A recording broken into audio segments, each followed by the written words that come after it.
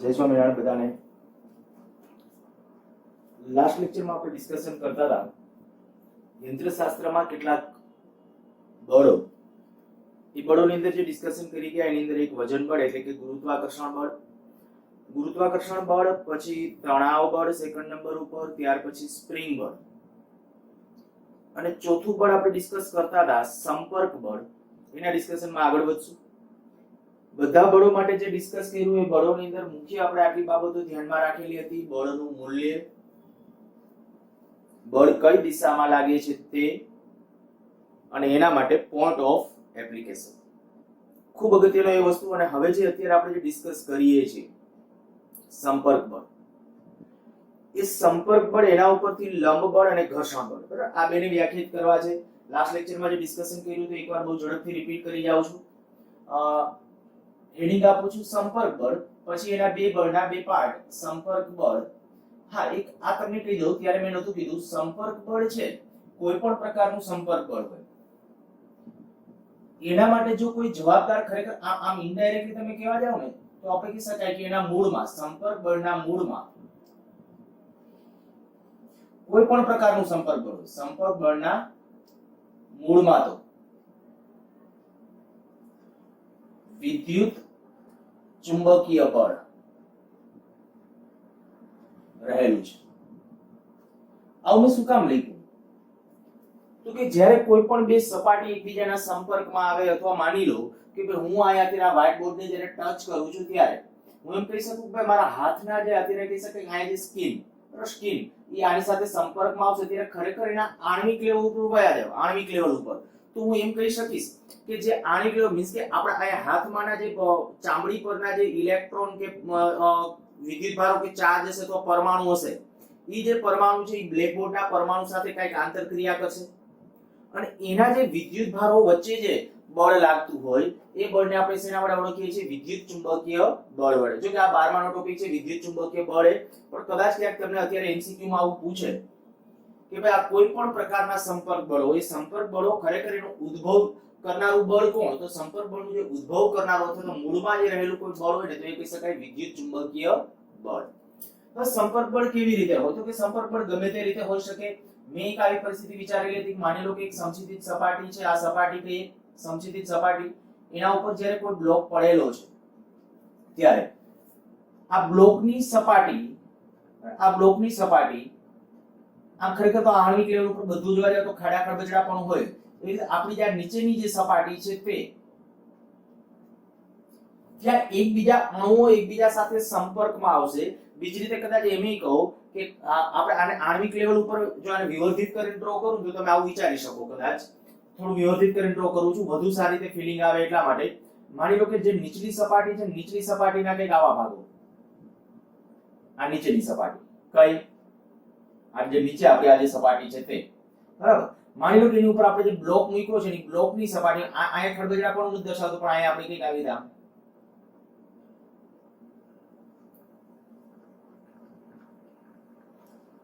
આજે એને કહું સપાટી 1, તો આ ઉપરની સપાટી છે 1, આ નીચેની સપાટી 2, આ સપાટી.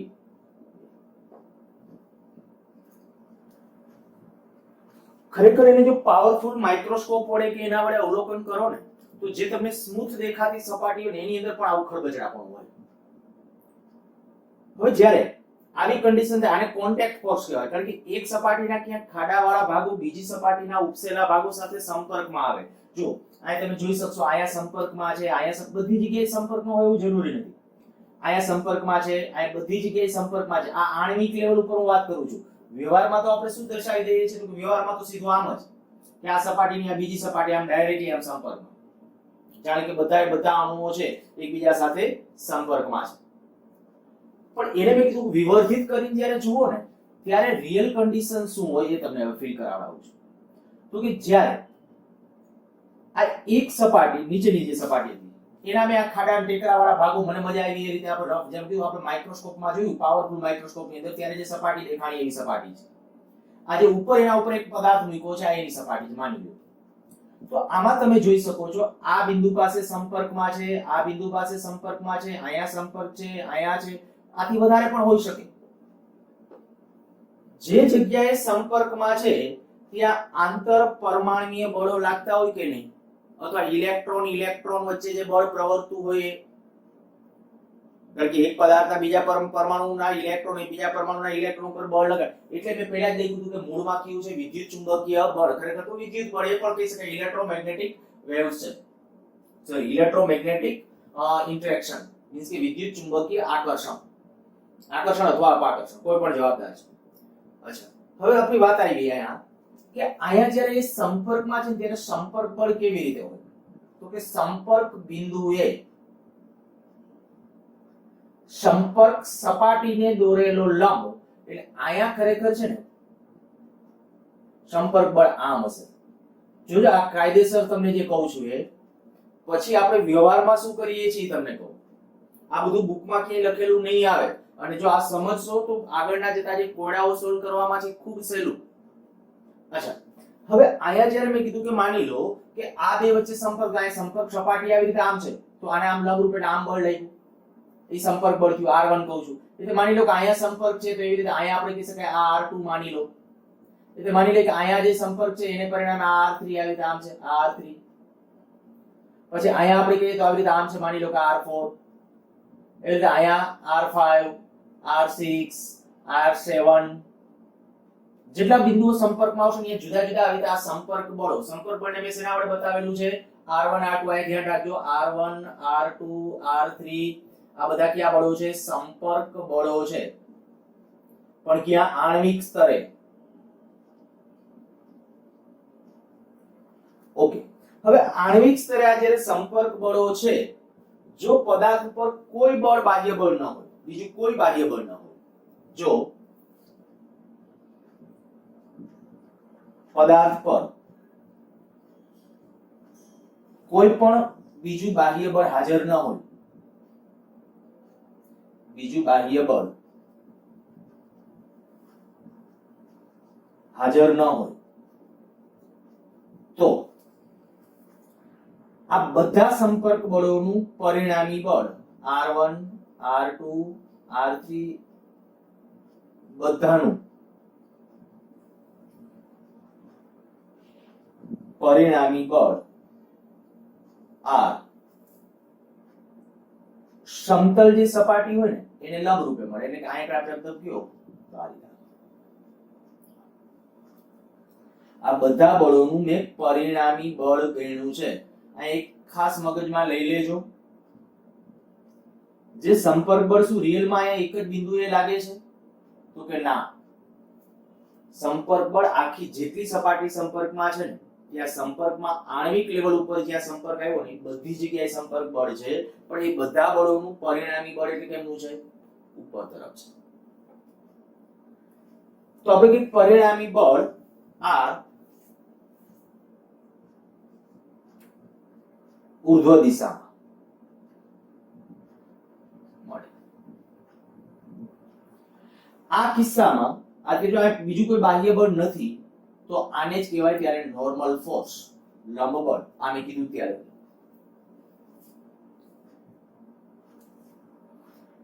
માની લો, હવે હું બે બળો સાથે તમને સમજાવી દઉં છું, પછી બધા આપણે મુદ્દાઓ જે લખવાના છે લખીએ, એના પ્રશ્નો પણ સોલ્વ કરીએ. હવે માની લો કે હું આને આમ ધક્કો મારું, અહીંથી આમ ધક્કો મારું, આ સમક્ષિતિજ સપાટી, આ આપણો બ્લોક જે સંપર્કમાં હતો એ, હું અહીંથી કંઈક સમથિંગ બળ લગાડું છું, અહીંથી બળ F લગાડું છું, હવે બાહ્ય બળ લાગે છે. માની લો કે હજી આ બ્લોક ખસતો નથી, બરાબર, હજી બ્લોક ખસતો નથી, સ્થિર છે, બ્લોક સ્થિર છે, બળ એટલું આપણે ઓછી માત્રામાં લગાડેલું છે કદાચ કે જેથી કરીને હજી બ્લોક સ્થિર છે. પણ શું એના ઓલા આણ્વિક લેવલ ઉપર આ જે R1 R2 R3 લાગતા હતા એમાં કઈ ફેર પડે? વિચારો, આ R1 R2 R3 એમાં કશો ફેર પડે કે ન પડે? ફેર પડશે.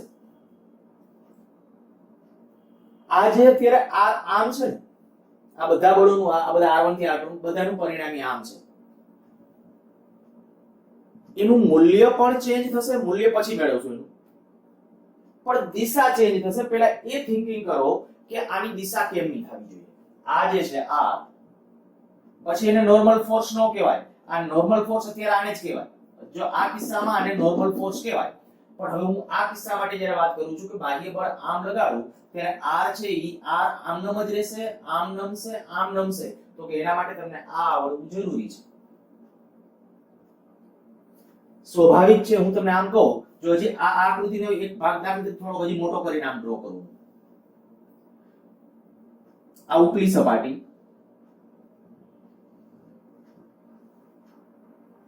અને આ ઉપલી સપાટી દોરી છે. હવે અહીંયા જરાક વિચારો, અહીંયા સંપર્ક છે, બે સંપર્ક વિચારો. અહીંયા સંપર્ક બળ કેમનું આમ, કારણ કે સંપર્ક સપાટીને લંબ એટલે આમ, અહીંયા સંપર્ક સપાટીને લંબ એટલે આમ. આ નીચેની સપાટી આ માની લો ફિક્સ છે, નીચેની સપાટી ફિક્સ છે. મેં બીજું કઈ નથી કર્યું, વળી તમે અહીંયા આવું ડ્રો કર્યું, મજા આવે એવું ડ્રો કરું છું, કઈ નહીં. ખાલી આના ખાલી તમે વિવર્ધિત કરીને, એટલે જેથી કરીને હજી વધુ સારી રીતે કન્સેપ્ટ સમજી શકો, તો હું એમ કહું છું કે આ નીચેની સપાટી દાખલા તરીકે આના ખાડા ખડબચડા વાળા ભાગો બતાવ્યા છે. એ રીતે ઉપલી સપાટી છે એના ખાડા ખડબડ, હવે સંપર્ક એક આયા છે ને એક સંપર્ક આયા છે. તો જરાક વિચારો, નીચેની સપાટી આપણે કે ફિક્સ છે, એટલે આ સમક્ષિતિજ સપાટી, માની લો ટેબલ છે કે પૃથ્વીની સપાટી છે નીચે છે, અને ઉપર એક આપણો બ્લોક છે. બ્લોકને હું આમ ધક્કો મારું તો આ એક બળ હું તમને કહું કે R1 છે, અને માની લો કે આ સંપર્ક બળ R2 છે. બેમાંથી એક વધશે અને એક ઘટશે. વિચારો જોઈએ, ક્યુ બળ વધશે અને ક્યુ બળ ઘટશે. આમાં બેમાંથી એક બળ વધશે, બીજું બળ ઘટશે. જો તમારો જવાબ આ હોય કે R1 છે એ વધશે, તો સાચા છો.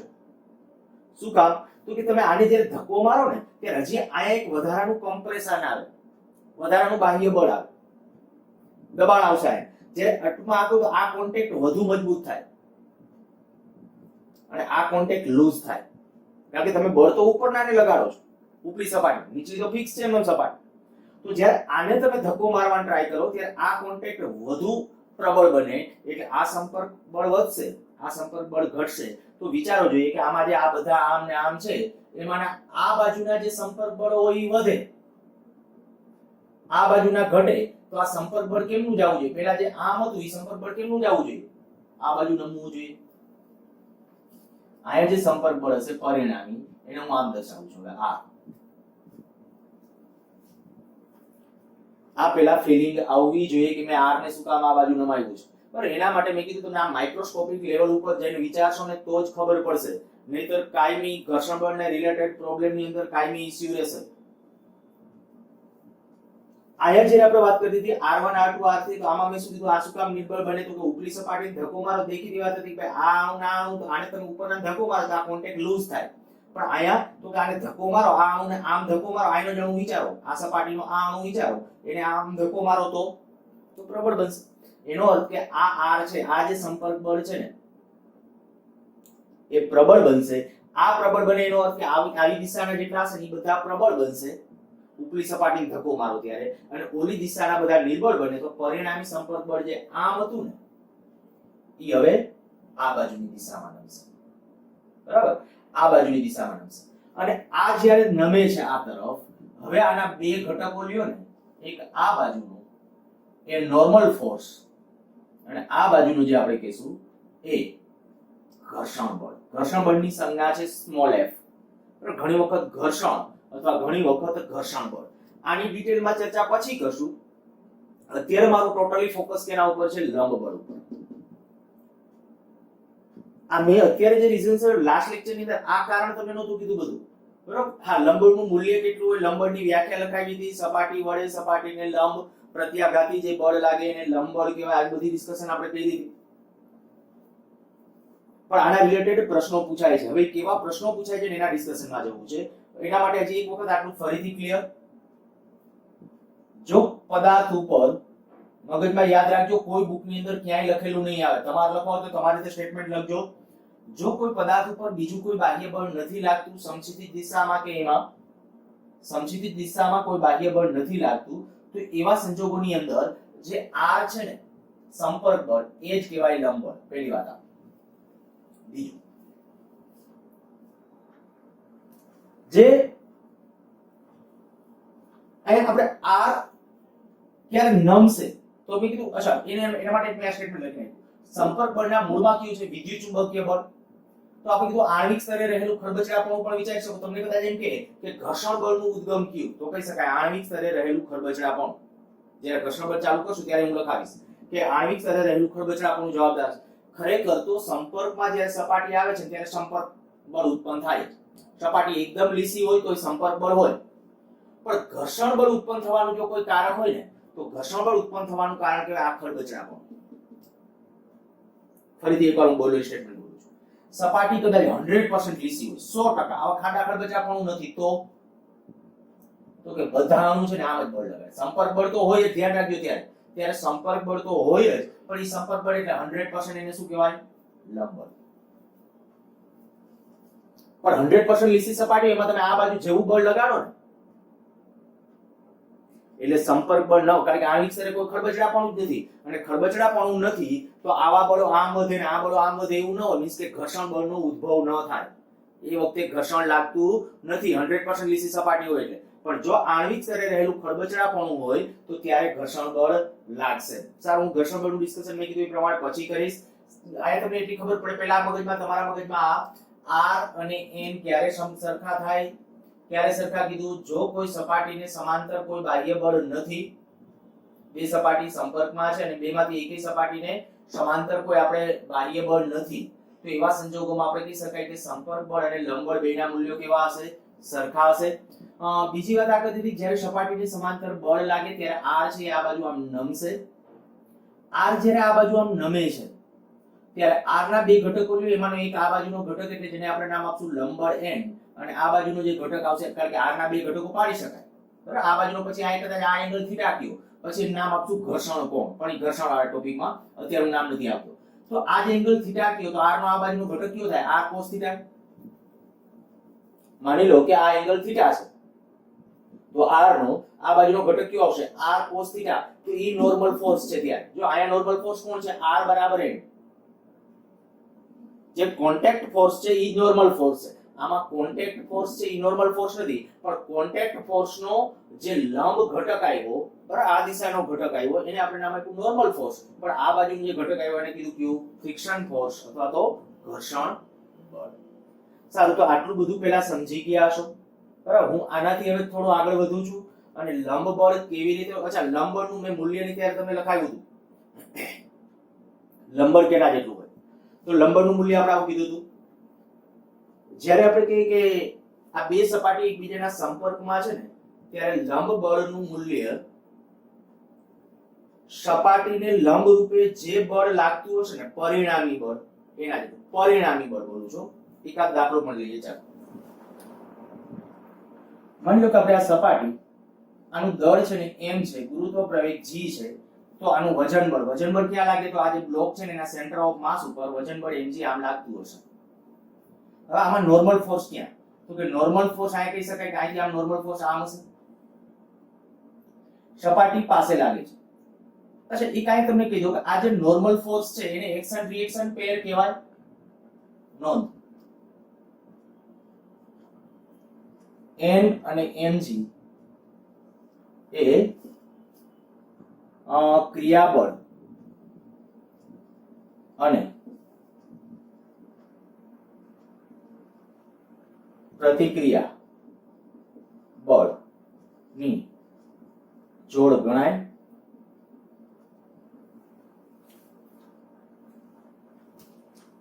N અને mg ક્રિયાબળ અને પ્રતિક્રિયા બળની જોડ ગણાય. યાદ કરો, ન્યૂટન ગતિના ત્રીજા નિયમ વખતે મેં તમને કીધું હતું કે ક્રિયાબળ અને પ્રતિક્રિયાબળ બે બંને જુદા જુદા પદાર્થ ઉપર લાગે. આમાં અત્યારે નોર્મલ ફોર્સ આના ઉપર લાગતું વજન બળ આમ છે બ્લોક ઉપર, અને સપાટી વડે આના ઉપર લાગતું નોર્મલ ફોર્સ કેના ઉપર લાગે છે? આના ઉપર જ લાગે છે. બે એક જ ઉપર લાગ્યા કેવા? આ કિસ્સામાં ધ્યાન રાખજો. આ ફરીથી બોલું છું, આ વજન બળ કેના ઉપર લાગે છે? બ્લોક ઉપર. બ્લોકનું જ વજન બળ છે અને બ્લોક ઉપર લાગે છે પૃથ્વીને કારણે. એ રીતે નોર્મલ ફોર્સ કોના કારણે છે? તો કે પૃથ્વીની કારણે. કેના ઉપર છે? બ્લોક ઉપર જ. તો કે બંને એક ઉપર જ લાગ્યા કહેવાય. અને જ્યારે બંને એક ઉપર લાગે છે ત્યારે ખાસ ધ્યાન રાખજો કે એ આપણા ખરેખર આની વ્યાખ્યામાં સમાવેશ નથી, એટલે કે એક્શન રિએક્શન ની પેર નથી. આનો આન્સર છે ના, ન ગણાય. એનું કારણ મેં તમને કીધું શું કામ ન ગણાય. અચ્છા, બીજું માની લો કે આ તમને આ રીતે કહેતો આપણે પ્રશ્નના સંદર્ભમાં લેતો જો આ સપાટી છે, બીજું કોઈ બાહ્ય બળ કે કંઈ નથી, આ 5 કેજી દળનો પદાર્થ છે. ચાલો તમને એમ કહું કે બ્લોક વડે સપાટી ઉપર લાગતું નોર્મલ ફોર્સ. જો પ્રશ્ન પૂછો એ પાછું ખાસ મગજમાં રાખજો. આ મેં અત્યારે આમાં કીધું કે બ્લોક ઉપર લાગતું નોર્મલ ફોર્સ એ આમ છે, વજન બળ mg આમ છે. એ એક્શન રિએક્શન પેર નથી, પણ આ બ્લોક વડે આ સપાટી ઉપર નોર્મલ ફોર્સ લાગે કે નહીં? તો કે લાગે જ. બે સપાટી જ્યારે સંપર્કમાં, જો બ્લોક વડે સપાટી ઉપર નોર્મલ ફોર્સ કહું ને તો હું અહીંયા આમ કહીશ કે બ્લોક વડે ખાલી માત્ર આપણે આ આપણો બ્લોક છે, બરાબર? અહીંયા આપણે આ સપાટી માત્ર મેં દોરી, તો સપાટી ઉપર નોર્મલ ફોર્સ આમ કહેવાય. જો બ્લોક ઉપર કહું, ખાલી બ્લોક ઉપર, બરાબર? આ અત્યારે આપણે આપણી આ સપાટી, આને શું બોલું છું? બ્લોક વડે સપાટી પર લંબ બળ. પણ જો હું ખાલી બ્લોક ડ્રો કરું તો આના ઉપર નોર્મલ ફોર્સ અહીંયા હશે, લંબ. આના ઉપર આપણે આ દર્શાવી નોર્મલ ફોર્સ. આ ક્યું થયું? સપાટી વડે બ્લોક પર લાગતું નોર્મલ ફોર્સ.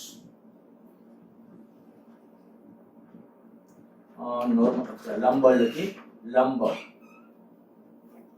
તો હવે આપણા મગજમાં એક વસ્તુ આ ક્લિયર થઈ ગઈ કે આના વડે આના ઉપર બળ લાગે, સામે વિરુદ્ધમાં આના વડે આના ઉપર બળ લાગે છે. ઈ એક્શન રિએક્શન પેર છે, પરસ્પર લાગતા જે બળો છે, સપાટી વડે બ્લોક પર, બ્લોક વડે સપાટી ઉપર. અચ્છા, આનું મૂલ્ય કેટલા જેટલું હતું? કે એનું મૂલ્ય હોય mg જેટલું. પણ પાછું આ સ્ટેટમેન્ટ તો ખાસ જ કે કોઈ એક બ્લોક ઉપર લાગતા n અને mg એ ક્રિયાબળ અને પ્રતિક્રિયાબળની જોડ નથી. આ જે બ્લોક ઉપર લાગે છે એ ધ્યાન રાખજો, બરાબર?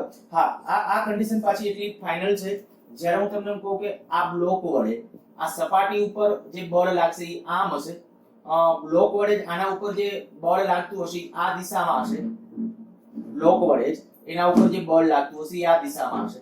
પણ આના વડે જે એના ઉપર નોર્મલ ફોર્સ લાગતું હશે એ નોર્મલ ફોર્સ કઈ દિશામાં હશે? આ દિશામાં હશે. તો દિશા બેની વિરુદ્ધ છે, પણ બંને એક જ ઉપર લાગે છે. પરિણામી જોડ, ક્રિયાબળ અને પ્રતિક્રિયાબળની જોડ બંને એક ઉપર છે. પણ હું તમને એમ કહું કે દાખલા તરીકે આના વડે આના ઉપર વજન બળ લાગે, આના વડે આના ઉપર વજન બળ, સપાટી આના ઉપર વજન, તો કે વજન બળ તો આનું છે, ભલે વજન બળ લાગતું, કારણ કે આના વડે આના ઉપર શું લાગે છે એમ કહેવાય વજન બળ કે નોર્મલ ફોર્સ. તો કે સાચો શબ્દ છે નોર્મલ ફોર્સ. એટલે નોર્મલ ફોર્સ ક્યાં લાગે? પહેલી વાત તો સંપર્ક સપાટી. ક્યાં લાગે? સંપર્ક સપાટી. કેવી રીતે હોય? તો કે સંપર્ક સપાટીને લંબ રૂપે, હંમેશા સંપર્ક સપાટીને લંબ રૂપે હોય, બરાબર? સંપર્ક સપાટી ગમે એમની હોય. તો અહીંયા આપણે કહી દઈએ કે અહીંયા આપણે આ શું કર્યું? જો મેં બે અલગ અલગ, હવે પછી બધું અલગ અલગ નહીં લખું. માની લો કે તમને બીજું ઉદાહરણ આપું. એક ટેબલ છે, ટેબલ ક્યાંક આપણે જમીન ઉપર પડેલું છે, ટેબલ જમીન ઉપર પડેલું છે. તો ત્યારે એ વખતે ટેબલ વડે જમીન ઉપર નોર્મલ ફોર્સ ક્યાં હશે? માની લો કે આપણો આ સમચિતિત સપાટી અને આ ટેબલના પાયા.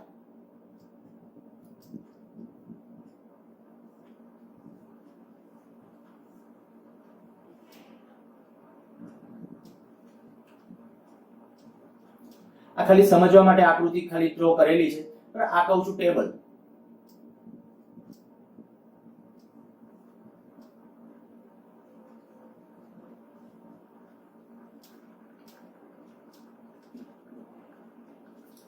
તો આમાં નોર્મલ ફોર્સ ક્યાં હશે?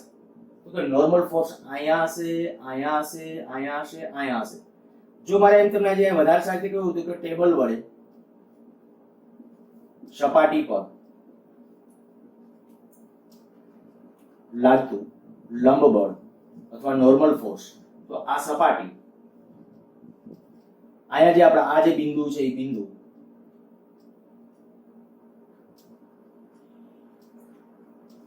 આમ લાગશે.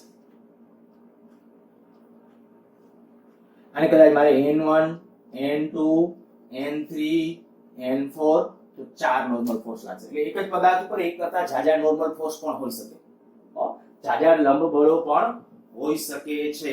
ખાસ ધ્યાન રાખજો આ મેં કેના વડે કેના ઉપર લખ્યું છે ટેબલ વડે સપાટી પર સમજીતી જ આપણી જે સપાટી ગણો પણ હજી સપાટી વડે ઓના ઉપર કેમનું તો કે ઉપરની દિશામાં નોર્મલ ફોર્સ જે છે પરસ્પર લાગતા નોર્મલ ફોર્સ એ ક્રિયાબળ અને પ્રતિક્રિયાબળની જોડ છે હા અને એનું મૂલ્ય જો કોઈ સમજીતી તો ત્યારે આપણે કહીએ કે એનું મૂલ્ય mg જેટલું હોઈ શકે ખરા પણ હશે જ એમ ન કહેવાય એ જુદી જુદી પરિસ્થિતિ છે એ હમણાં તમને કહું છું અચ્છા આ કિસ્સામાં મારે નોર્મલ ફોર્સ ગણવું હોય તો કે બીજા એકેય બળો નથી તો નોર્મલ ફોર્સ આ બાજુએ તેના બ્લોક ઉપર વજન બળ આમ જો તો આપણે કહી શકીએ કે અહીં આપણો જવાબ શું n બરાબર mg સંતુલન સંતુલન હવે તમને ખબર છે કે એક બળ આમ લાગતું આ બળ નાની અસર હેઠળ પદાર્થ સ્થિર છે જો પદાર્થ આમ કે આમ નથી ગતિ કરતો જો પદાર્થની ગતિ નથી તો n બરાબર mg થવું જોઈએ તો n બરાબર mg એટલે n નોર્મલ ફોર્સ કેટલું હશે તો કે અહીંયા આપણે કહી શકીએ આ 5 અને g એટલે 10 તો 50 ન્યૂટન अच्छा मानी लो आ एक दीवार છે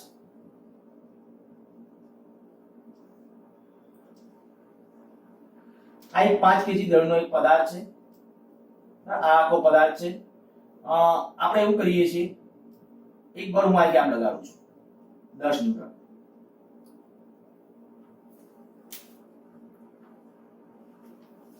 આ સપાટી છે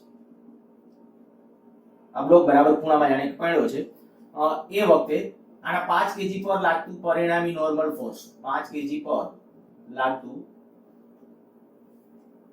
લંબ બળ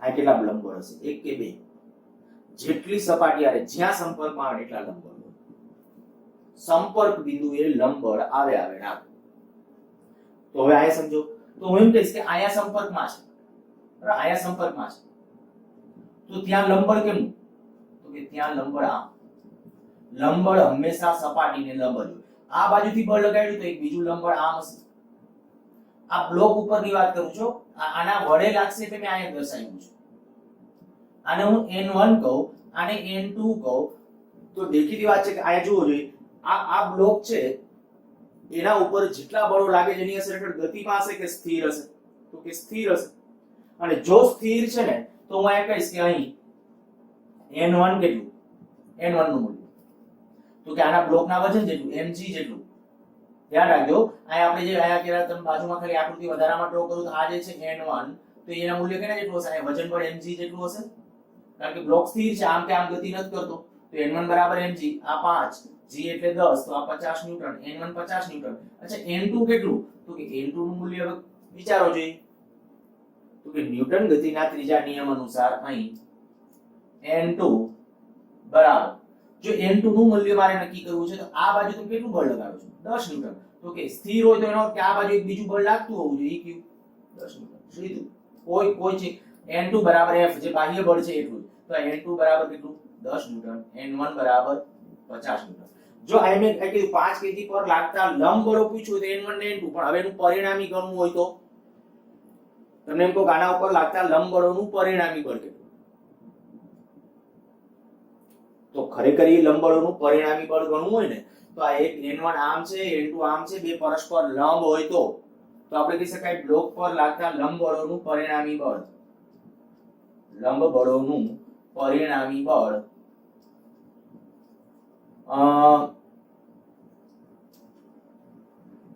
n કહી દો n બરાબર વર્ગમૂળમાં n1 સ્ક્વેર વત્તા n2 સ્ક્વેર ધ્યાન રાખજો આવી રીતે તો જ કરી શકાય બે લંબ હોય તો બે પરસ્પર લંબ છે એટલે આ સાદુરૂપ તમે તમારી રીતે આપજો આય સુધી ફીલ કરી ગયા છો કે અમે શું કરાવ્યું છે ખાસ નોર્મલ ફોર્સ કેમનું લાગે ને જો એ ડિરેક્શન તમને આવડી ગઈ ને તો આગળના દિવસોમાં નીટ જી કે કોઈ પણ લેવલના ગમી એન્ટ્રન્સના પ્રશ્નો હશે એ તમને ખબર પડશે આ શબ્દ પણ ખાસ યાદ રાખજો અને આ પણ વધુ યાદ રાખજો આગળ વધી માની લો કે આ થીટા કોણ વાળો ઢોળાવ છે આ એક એંગલ વાળો બ્લોક સ્થિર પડેલો છે સ્થિર દળ લઈ લો પેલા એમ જ કહીએ સ્થિર છે ઢોળાવ ઉપર હોય છતાં સ્થિર હોઈ શકે તો લંબબળ કેટલું પેલા તો ઈ કયો કે લંબબળ લાગતું હશે કેમ તો કે આ બ્લોકને આને જોડતી સપાટી આમાં સપાટીને લંબ રૂપે બ્લોક ઉપર લાગતું લંબબળ આમ હશે નોર્મલ ફોર્સ આમ હશે અચ્છા, આ બ્લોક ઉપર વજન બળ કેમનું હોય? તો કે વજન બળ તો હંમેશા પૃથ્વીના કેન્દ્ર તરફ. તો આપણે આજે આ સપાટી અને પૃથ્વીની સપાટી એના ઉપર આપણે ઢોળાવ રાખ્યો છે અને ત્યાં આપણે કે આ બ્લોક એના ઉપર સ્થિર પડ્યો હતો. સ્થિર હોય કે ગતિમાં હોય, અત્યારે એની સાથે આપણે બહુ લેવા દેવા નથી, કારણ કે એ ઓટોમેટિકલી સપાટીને લંબરૂપે બળ જેટલું લાગે, બીજા કોઈ બાહ્ય બળો નથી એટલે. અત્યારે બીજા બાહ્ય બળોને બહુ કન્સિડર ન કરો, કારણ કે આગળ જતા હું ગૂંચવાડા ઊભા કરતો જ જઈશ અને તમને આપતો જઈશ. અત્યારે ખાલી નોર્મલ ફોર્સ ઉપર ફોકસ કરો કે નોર્મલ ફોર્સ કેના જેટલું, બીજા કોઈ બાહ્ય બળો નથી. તો કે વજન બળ લાગે ને તો આમ લાગે, mg. પૃથ્વીના કેન્દ્ર તરફ, પૃથ્વીનું કેન્દ્ર સમક્ષિતિજ સપાટી લો તો પૃથ્વીનું કેન્દ્ર તો આ બાજુએ છે. જો આવી કન્ડિશન છે તો હવે તમને એ ખ્યાલ આવી જાય કે મારે આના બે ઘટકો, કેના mg ના બે ઘટકો, બરાબર. આ વજન બળ mg જે છે, આયા નોર્મલ ફોર્સ કેમનું છે? તો કે નોર્મલ ફોર્સ સપાટીને લંબરૂપ એટલે આમ છે, આ n આમ છે. તો કે n આ mg ના બે ઘટકો જ્યારે લેશો, હું આ અલગથી બીજી આકૃતિ ડ્રો ન કરવી પડે એટલે આમાં જ કરી નાખું છું. આ mg ના બે ઘટકો, તો mg નો આ બાજુનો ઘટક અને આ બાજુનો ઘટક, આ એંગલ થીટા છે. તમને ઘટકો પાડતા મેં અગાઉ શીખવાડેલું છે ચોથા ચેપ્ટર વખતે, બરાબર. કયો એંગલ થીટા થાય એવું કરીને સીધું ડાયરેક્ટલી શીખવાડ્યું હતું. તો આપણને ખબર પડે આ થીટા હોય તો આ એંગલ થીટા થાય, યાદ આવી જવું જોઈએ. આ mg છે તો mg નો આ બાજુનો ઘટક કયો આવશે? mg cos થીટા, અને આ બાજુનો ઘટક કયો થશે? mg sin theta. હવે કદાચ આને કારણે સ્લીપ નથી થતો તો એનો અર્થ કે આમ ઘર્ષણ બળ હશે, બરાબર. આમ ઘર્ષણ બળ હશે, આમાં ઘર્ષણ બળ આ બાજુ ડિસ્ટર્બ, કારણ કે આ બાજુ બળ તો લાગે છે છતાંય જો એ સ્થિર છે તો એનો અર્થ કે ઘર્ષણ બળ આમ છે, તો આનું સંપર્ક બળ કેમનું હશે? જો લોજિક વાળો ક્વેશ્ચન થઈ ગયો. લંબબળ તો ફરજિયાત સપાટીને લંબરૂપ. અચ્છા, પહેલા હું n નું મૂલ્ય ગોતી કાઢું. ચાલો, n નું મૂલ્ય કેટલું આવશે? અહીં n બરાબર શું લખશો? આમ કે આમ પદાર્થ ગતિ નથી કરતો, આમ જેટલા બળો લાગતા હોય ને આમ લાગતા હોય, તો નોર્મલ ફોર્સ નું મૂલ્ય કેટલું આવ્યું? mg cos theta. તો હંમેશા એ પણ યાદ રાખજો કે નોર્મલ ફોર્સ નું મૂલ્ય છે એ mg જેટલું હોય એવું જરૂરી નથી. mg કરતા મોટું પણ હોઈ શકે, mg કરતા નાનું પણ હોઈ શકે, ગમે એ હોઈ શકે. હું આ ખાલી કન્સેપ્ચ્યુઅલ ક્વેશ્ચન માટે કહી દઉં કે કોઈ પણ યંત્રશાસ્ત્ર માટે સાચું પસંદ કરો. પહેલું n ગ્રેટર ધેન mg હોય, બીજું b n less than mg હોય, c n equal to mg હોય, d જુદા જુદા સંજોગોમાં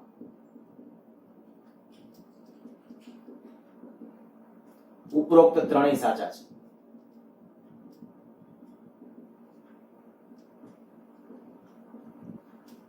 તો આ મગજમાં રાખજો, ડી આન્સર સાચો છે.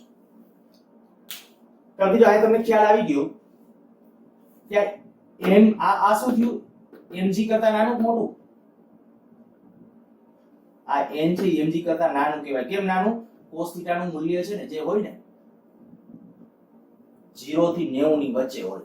આમાં તમે સમજી શકો. આ ઢોળાવ કોઈ દી, આ જે ઢોળાવ છે એ ઢોળાવ આવે તો આમ 90 સુધી જઈ શકે, પછી તો આમ તો એ બાજુ કોઈ પદાર્થ ટેકવી જ ન શકાય. સામાન્ય લોજિક હું એમ કહું કે આ સપાટી હતી, આજે આ ઢોળાવ તમે આ સુધી વધારી શકો, પછી તમે એમ કહો કે હવે આયા બ્લોક પડ્યો, ઓકે, પણ આજે આમ કે આમ રાખ્યા પછી બ્લોક રહેશે? પોસિબલ નથી, એ પોસિબલ નથી. તો આપણે એનો અર્થ એવો થાય કે આ કિસ્સામાં શું છે? n નું મૂલ્ય છે લેસ ધેન mg છે, બરાબર. n લેસ ધેન mg છે, ગ્રેટર ધેન હોઈ શકે. ક્યારે હોઈ શકે એનું ડિસ્કશન પણ હજી આગળ વધતા જાઉં છું. પણ આયા, અચ્છા, આના ક્વેશ્ચનમાં આપણે બીજો ક્વેશ્ચન આમાં વધારાનો એડ કરી દઉં કે આમાં ઉપરોક્ત આકૃતિમાં સંપર્ક બળ કઈ દિશામાં હશે?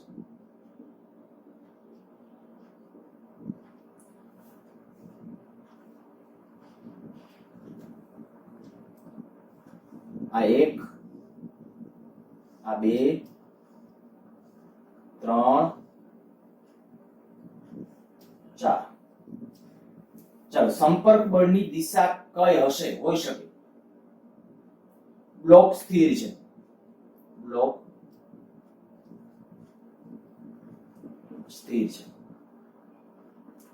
જો આ બ્લોક આયા સ્થિર હોય તો સંપર્ક બળ કેનું હશે?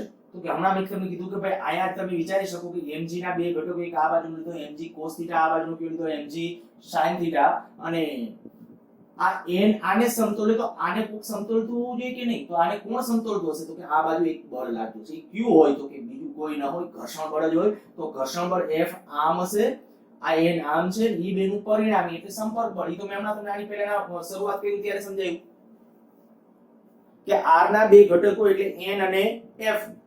r જે સંપર્ક બળ એના બે ઘટકો એટલે સપાટીને લંબ એટલે નોર્મલ ફોર્સ અને સપાટીને સમાંતર એટલે ઘર્ષણ બળ. તો ઈ બેનું પરિણામી, તો એનો અર્થ ક્યાં આપણે સાચો આન્સર કયો છે? આન્સર છે ઈ બે. આ બાજુ આ બેનું પરિણામી જેનું મળતું હોય એ દિશામાં. સારું, તો હવે તમને આમ થોડું આમ ફીલિંગ આવવું જોઈએ કે ભાઈ આ નોર્મલ ફોર્સ ની જે આપણે ડિસ્કશન કરીએ છીએ એ નોર્મલ ફોર્સ શું છે, બરાબર? હવે એમાં માની લો કે હું આવો ક્વેશ્ચન કહી દઉં તો આવો ક્વેશ્ચન તમને આવડવો જોઈએ. આ દાખલા તરીકે આપણે કહી દઈએ 60 અંશ વધારે થઈ જશે, 30 અંશ રાખીએ, 30 અંશ. આ એક બ્લોક છે 5 kg નો. ચાલો નોર્મલ ફોર્સ ગણવું છે. નોર્મલ ફોર્સ કેટલું? તો ફટાફટ સીધો તમારા પાસે આન્સર આવી જવો જોઈએ કે ભાઈ આ બાજુનો ઘટક જે આવશે ઓલો જે નોર્મલ ફોર્સ આવશે. હું અહીંયા ડાયરેક્ટ આન્સર લખું તો તમારા પાસે આ રસ્તો છે. આ મેં કરાવી દીધું છે. n નું મૂલ્ય કેના જેટલું હશે? mg cos θ, કારણ કે n આમ છે એનું મૂલ્ય આયા. તો આ આપણે કહી શકાય આ નોર્મલ ફોર્સ આ બાજુ હશે, mg નું મૂલ્ય કેટલું હશે? તો કે નીચે તરફ હશે એટલે mg નો આ ઘટક. તો આ આપણે કહી શકાય n બરાબર mg cos θ. તો n બરાબર mg, m એટલે કેટલું? 5, g એટલે 10, cos θ એટલે cos 30. તો cos 30 એટલે √3/2, તો 50 √3/2 મીન્સ કે આન્સર છે 25 √3 ન્યૂટન. બધા બળોનો એકમ છે ઈ ન્યૂટન જ હોય. આ નોર્મલ ફોર્સ ની સંજ્ઞા n છે અને આ જે n લખ્યો છે નોર્મલ ફોર્સ ની સંજ્ઞા નહીં, ન્યૂટન નો એકમ છે. ઓકે, આગળ માની લો આ રીતે આમ લઈએ.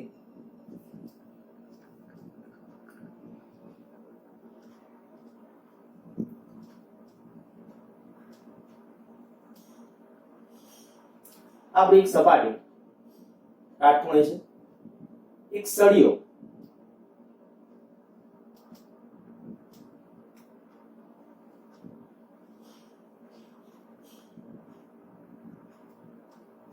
આ રીતે પડેલો છે.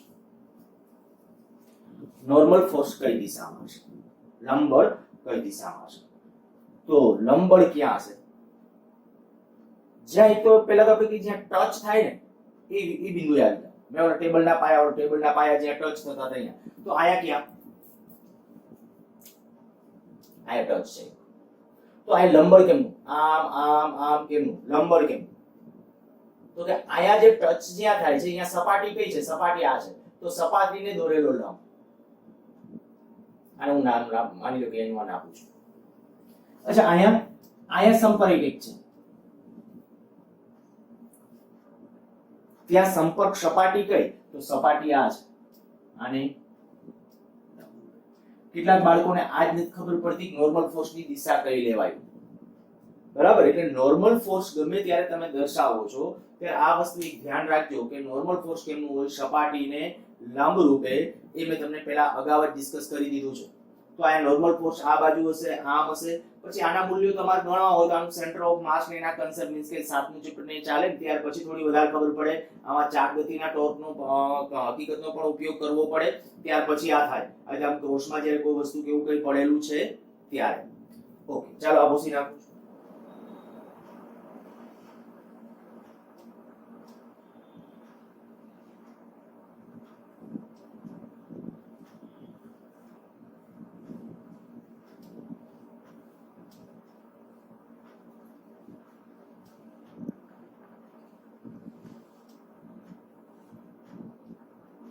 ક્યાંક પૂછાયેલો ક્વેશ્ચન છે. હું અત્યારે ડેટા મારી રીતે આપી દઉં છું પણ આના જેવો એકવાર ક્વેશ્ચન પૂછેલો હતો. માની લો કે આ એક ગોળો, આખો ગોળો છે એવું સમજો. મેં ઉપર ત્યાં જગ્યાની મર્યાદાને કારણે ડ્રો નથી કરેલું. આખો એક ગોળો છે. આ ગોળો, એનું દળ કહી દઉં 20 kg. આની ત્રિજ્યા આ ધારી લો કે 5 મીટર છે. 5 મીટર ત્રિજ્યા 20 કેજી દળ. આવી રીતે કંઈક બે દિવાલો છે માની લઈએ, બહુ મોટો ગોળો છે બરાબર, બે દિવાલો વચ્ચે છે, આ રીતે ફસાઈ ગયેલો છે. બે દિવાલો એટલે આવી રીતે આમ કહીએ વચ્ચે કંઈક શેરી ગલી જેવું કંઈક હશે, ત્યારે એ ગોળો આખો આમ ફસાઈ ગયેલો છે. તો નોર્મલ ફોર્સ એનું મૂલ્ય, તો કે નોર્મલ ફોર્સ હવે ક્યાં લાગશે ને એ તો તમારા મગજમાં આવી જવું જોઈએ બરાબર. નોર્મલ ફોર્સ ક્યાં લાગતું હશે એ તમારા મનમાં આવી જવું જોઈએ. આયા એક લાગતું હશે, એક આયા લાગતું હશે, એ દર્શાવવું એ પહેલા. પછી તમને પૂરા ડેટા આપી દઉં. માની લો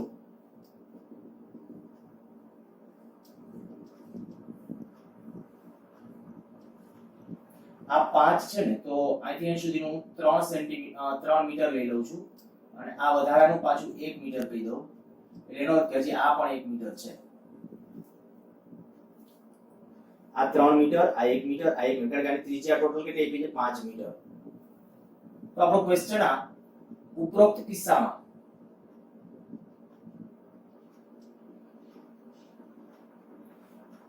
ગોળા પર લાગતા લંબ બળો ગણો.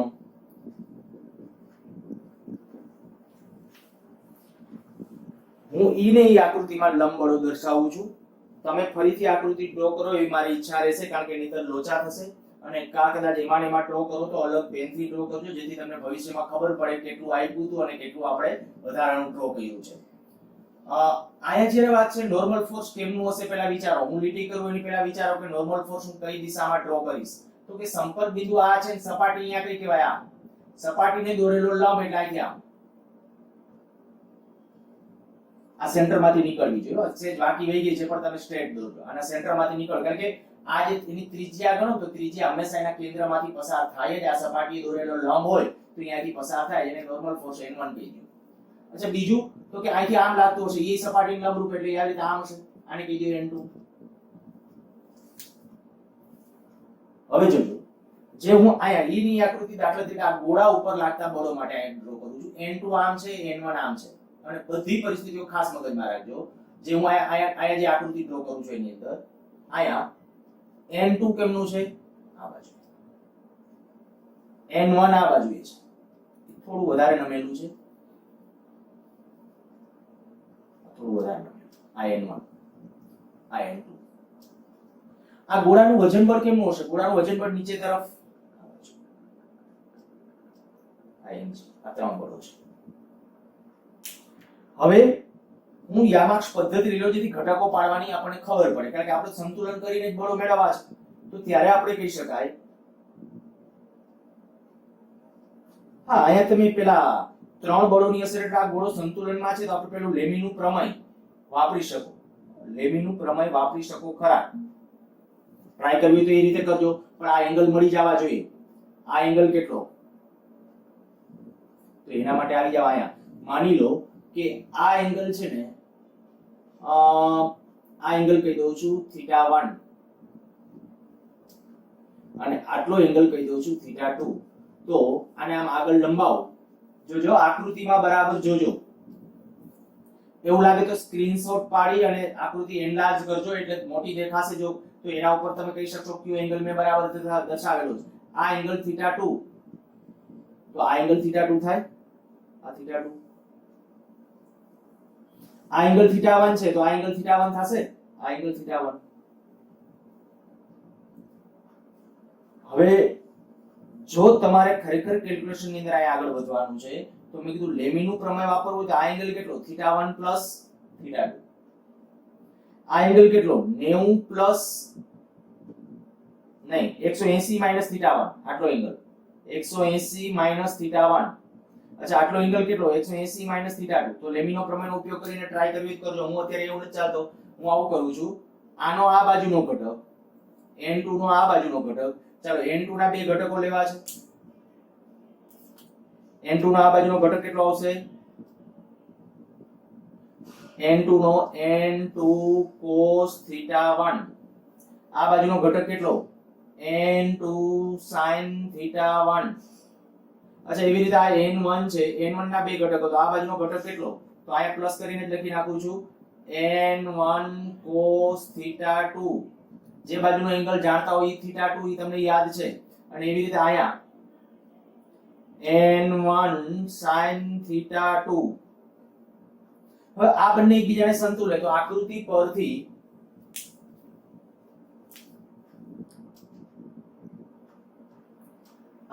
પરથી આને આ બળો સમતુલતા હોવા જોઈએ ઓલા ઘટકો સમતુલતા હોવા જોઈએ તો મારે આમ કેવું પડે n1 sin θ2 બરાબર n2 sin θ1. અચ્છા હું પેલું કામ એક આવું કરું કે જેની અંદર આ એક આકૃતિ પર જો હું મારા sin θ અને cos θ મેળવી લઉં θ1 આ આપણે sin θ લખવો જોઈએ sin θ1 એટલે આ સામેની બાજુ એટલે આ માપ. અચ્છા આ માપ કેટલું થશે આ આકૃતિ જોજો બરાબર આટલું માપ કેટલું 4 આ 5 છે તો આ 3 થવું જોઈએ કે નહીં ફરીથી બોલું આ માપ કેટલું થવું જોઈએ 3 કેમ આપ્યું નથી ધ્યાન રાખજો આપ્યું છે આ હું આના માટે આ ત્રિકોણ માટે sin θ લખું છું તો sin θ એટલે સામેની બાજુ એટલે આ માપ 5 છે ત્રિજ્યા આ અહીં સુધીનું માપ 5 છે આ 4 છે તો આ માપ કેટલું થયું 3 તો 3 ના છેદ એવી રીતે sin θ2 લખી નાખો પછી પહેલા cos θ1 લખી નાખો ચલો cos θ1 તો cos θ1 એટલે પાસેની બાજુ છેદમાં કર્ણ તો 4 ના છેદમાં 5 હવે sin θ2 લખો તો sin θ2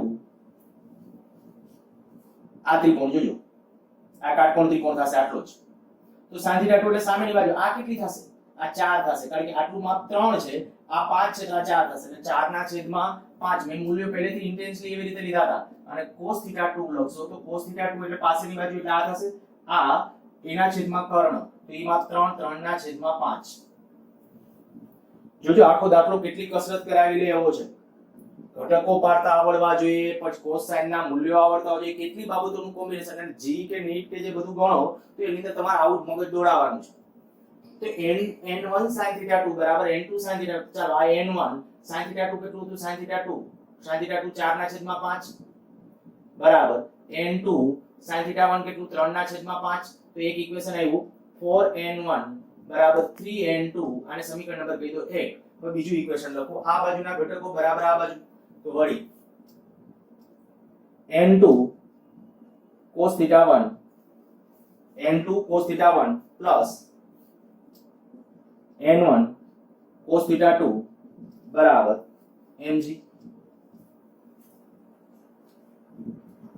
n2 cos θ1 ની વેલ્યુ હતી 4 ના છેદમાં 5 વત્તા n1 cos θ2 છે 3 ના છેદમાં 5 એમ દળ કેટલું હતું મેં 20 kg આપ્યું હતું 20 * 10 કેટલું આવ્યું 4n2 plus 3n1 બરાબર આ 5 લસા એટલે ઓલી બાજુ લઈ લેશું તો 200 * 5 એટલે 1000 આ 5 લસા લઈ લીધો છે ને ઓલી બાજુ લઈ લીધા છે એટલે 200 * 5 એટલે 1000 તો આ સમીકરણ નંબર 2 હવે લગભગ સાદુરૂપ આપતા ચાલો આપી દઉં છું અહીં આપણે કે n1 ને સૂત્રનો કરતા બનાવી દો અહીંથી n1 ને તો n1 બરાબર કેટલું આવશે 3n2 upon 4 એ કિંમત અહીંયા મૂકી દઉં છું સમીકરણ 1 પરથી 4n2 plus 3n2 upon 4 બરાબર 1000 કેટલું થશે અહીંયા લસા તરીકે લઈ લેશું જ્યારે 4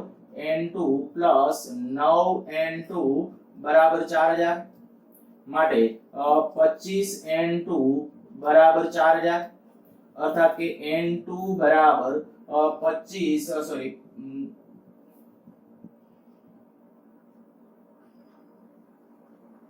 25 * 8 200 એટલે 25 16 160 જેવું થશે 160 ન્યૂટન જરા કેલ્ક્યુલેટર ની અંદર સાદુરૂપ તમે આપી દેજો અને હવે n1 નું મૂલ્ય પણ આના ઉપરથી મળી જશે સારું આના જેવો એક દાખલો છે એ તમને આપી દઉં છું તમારી રીતે ગણજો